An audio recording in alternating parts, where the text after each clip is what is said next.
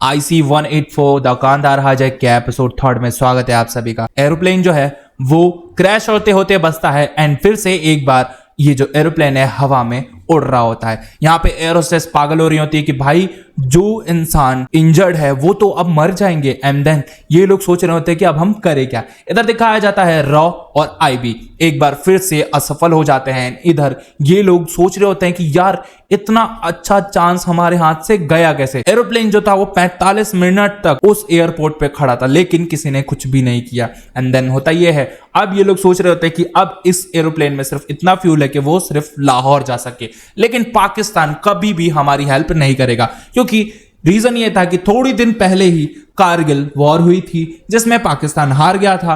पाकिस्तान अब चाइना के साइड हो गया था। चाइना ऐसे ही हमारे को सपोर्ट नहीं करता था, इस वजह से अब पाकिस्तान भी हमारे को सपोर्ट नहीं करेगा तो हमारा जो प्लेन है वो अब लाहौर में लैंड नहीं होगा और हो सकता है वो क्रैश हो जाए। इधर सब परेशान, सब लोग बात करने की कोशिश करते हैं लाहौर वालों से, पाकिस्तान वालों से, लेकिन कुछ भी नहीं होता। विजय भान सिंह ट्राई करते हैं लेकिन कुछ भी नहीं होता है। अब सिर्फ एक ही रास्ता था कि भाई प्लेन को छोड़ दिया जाए, हो सकता है वो प्लेन क्रैश हो जाए या फिर हो सकता है ये एरोप्लेन बच जाए। ये तो सिर्फ अब नसीब के ही ऊपर था कि पाकिस्तान वाले परमिशन देंगे या नहीं देंगे। अब विजय भान सिंह वापस रिक्वेस्ट करते हैं पाकिस्तान से कि देखिए हमारे आपके रिश्ते इस चीज से मजबूत हो सकते हैं तो प्लीज इस प्लेन को लैंड करने दीजिए। लेकिन भाई साहब पाकिस्तान तो पाकिस्तान है।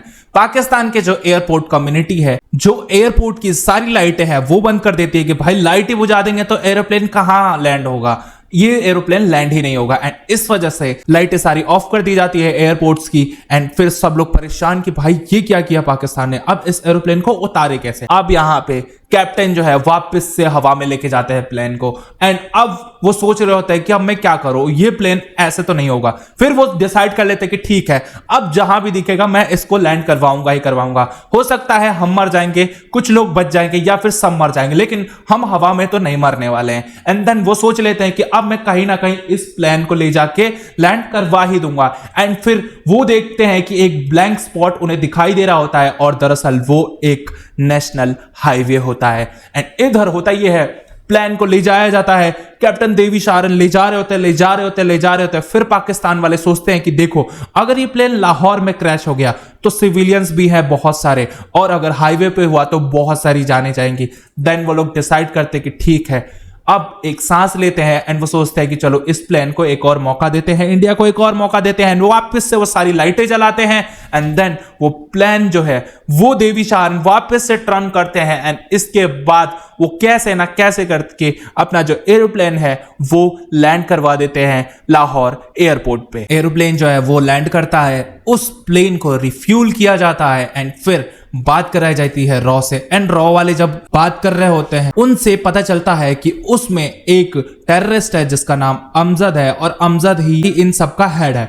इधर दिखाया जाता है उसको डॉक्टर के नाम से बुलाया जा रहा होता है एंड इन लोगों के सबके कोड नेम होते हैं। प्लेन जो है रिफ्यूल हो जाता है। अब ये लोग कोशिश करते हैं कि चलो इस प्लेन को अब वापस से हवा में उड़ाओ। यहाँ पे देवी शारन बोल रहे होते हैं कि देखिए प्लेन काफी देर से उड़ रहा था तो प्लीज इसको रेस्ट करने दीजिए वरना ये प्लेन कभी भी क्रैश हो सकता है। लेकिन वो लोग मानते नहीं है एंड हाईजैकर्स बोलते हैं कि चलो हमने जब बोल दिया है ना इस प्लेन को उड़ाने को तो उड़ाओ, हमारा ऑर्डर मानो वरना हम यहीं ठोक देंगे। और इधर जिन दो लोगों पे इन्होंने हमला किया था उन लोगों की भी हालत बहुत ज्यादा खराब हो रही होती है। वो लोग हैंडल ही नहीं हो पा रहे होते हैं और उनकी जो ब्लीडिंग है वो बढ़ती ही जा रही होती है और रॉ वाले भी जो है वो कुछ नहीं कर पा रहे होते हैं। बट इनको कैसे भी करके संभाला जाता है एंड वापस से ये जो एरोप्लेन है एक बार फिर हवा में उड़ जाता है। इधर दिल्ली एयरपोर्ट पे सारे लोग इंतजार कर रहे होते हैं अपनी अपनी फैमिली का, कोई भी कुछ भी नहीं बता रहा होता है। इधर दिखाया जाता है इंदिरा गांधी इंटरनेशनल एयरपोर्ट पे कैप्टन की बीवी जो है वो आती है एंड उनसे सवाल पूछा जाता है कि अमृतसर में क्यों कैप्टन ने वो फ्लाइट उड़ाई।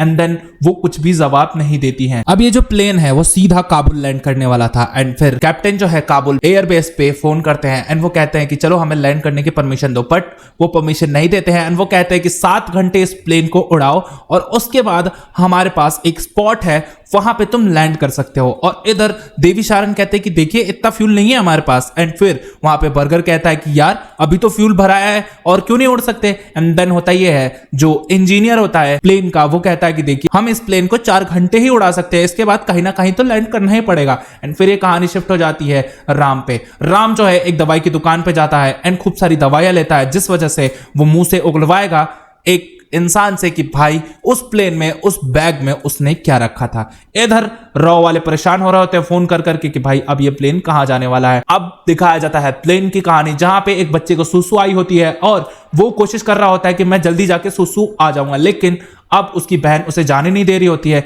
यहां पे बर्गर आता है और कहता है कि चुपचाप बैठो, तुम्हें कहीं हिलना नहीं है और मैं जब बोलूंगा तभी तुम जाओगे। लेकिन वो बच्चा मान नहीं हो रहा होता है एंड फिर हाईजैकर उसे खींच के एक थप्पड़ मार देता है, जिस वजह से वो बच्चा पैंट में ही सुसु कर देता है एंड उससे नहीं रोका जाता है। एंड इधर ये जो एरोप्लेन है वो उड़ रहा होता है हवा में ही। रॉ और आईबी अभी भी परेशान है, इनको पता नहीं है कि अब हम क्या करें। एंड इधर ये लोग प्लान करने लग जाते हैं कि अब कैसे हम जो मूवमेंट है वो काबू में करें। अब होता यह है, रॉ और आईबी की इंफॉर्मेशन से प्लेन जो है वो दुबई जा सकता है या फिर ओमान। ये लोग मिलिट्री बेस तैयार करते हैं कि हमारे जो मिलिट्री ऑफिसर्स है प्लेन के जरिए इस एरिया में जा सकते हैं, और अगर हमने दुबई के एयर बेस पे ये प्लेन उतार दिया तो हमारे लिए बहुत अच्छा चांस है। अब दिखाया जाता है कि विजय भान सिंह जो है वो दुबई के प्रेसिडेंट है, उससे बात करने की कोशिश करते हैं। इधर दिखाया जाता है, बताया जाता है कि सारे जो देश है वो अमेरिका के साथ हो लिए हैं और अमेरिका ने हमारे ऊपर इकोनॉमिक प्रेशर लगाया हुआ है। इधर जो कैप्टन देवी शारन की बीवी है उनको शिफ्ट किया जाता है दिल्ली में एंड वो बहुत ज्यादा टेंशन में कि अब ये क्या करें। इधर कैप्टन को कहा जाता है कि चलो भाई दुबई में अब हम लैंड करेंगे एंड फिर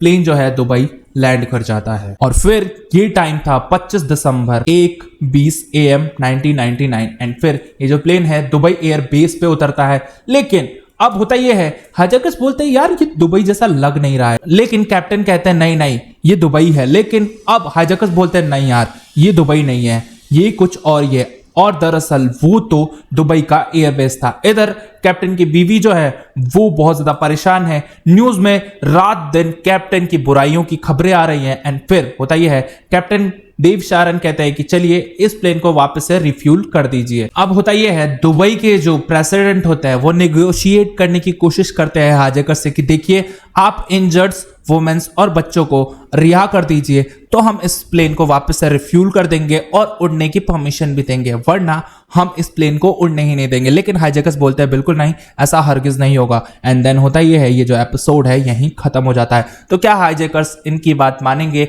या फिर वो नहीं मानेंगे और इस प्लेन को वापस से उड़ा देंगे, ये तो बताया जाएगा नेक्स्ट एपिसोड में। नेक्स्ट एपिसोड देखने के लिए चैनल को कीजिए सब्सक्राइब, वीडियो को कीजिए लाइक और प्लेलिस्ट आपके सामने आ रही है, क्लिक कीजिए, एंजॉय कीजिए।